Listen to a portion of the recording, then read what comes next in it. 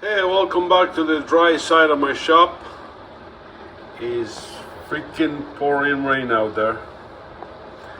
But anyways, hopefully the sound will get all messed up. But I wanted to talk to you about what I use to shoot my videos, which ironically I'm using my iPhone to shoot this one. But anyways, here is what I found. So you know, I'm a professional photographer and a professional videographer. I have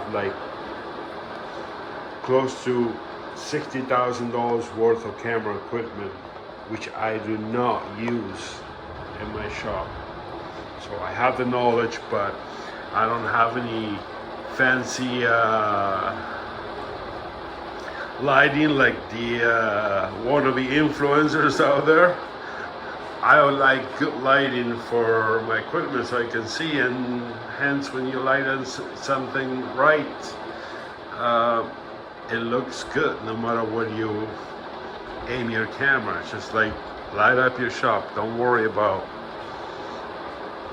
shooting so much. So anyways, I just did a whole video tour, 31 minutes. This is an Osmo Pocket 2, I believe. This thing is amazing, as long as you don't need both hands for what you're doing. Also, this speaking of influencers, this is the Sony. I forgot. Let me look at the back. ZV-1. This is actually called the best influencer camera. It is an amazing little camera, especially if you want to shoot 4K. The dynamic range on it is great. Then there is this one which I use a lot. This is an Ordro. That's ORDRO. And they sell on Amazon. There's two versions, one with image stabilizer, one without it. This is the one with, I think it's like 170 and 200 something for the more expensive one. This is the one with stabilizer.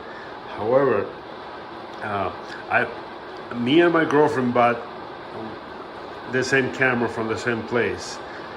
She got an original Ordro, which has the logo right here and everywhere and in the case, and I got a fake one. Ironically, as I figure, because as I say, I'm a professional and I can figure this stuff out. It's the exact same camera made by the exact same people. It seems to me like, it's a China thing. They just steal your property and sell their own version.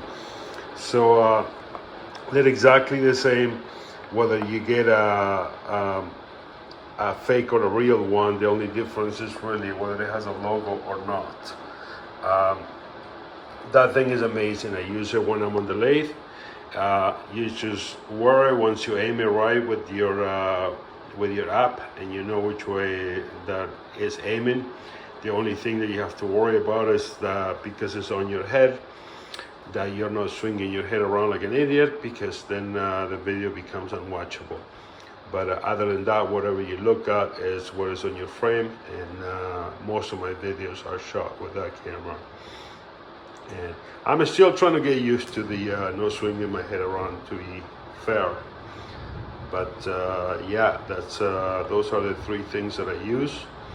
And like I said, I have cinema cameras that I can bring in here. I have lighting, I have everything, and I don't bring anything in here because there's no need.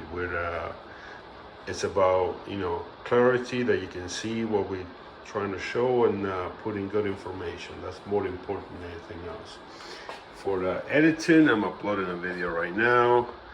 I have an iMac and I use Final Cut X. And that's about it. That's my advice on the shooting videos in your shop.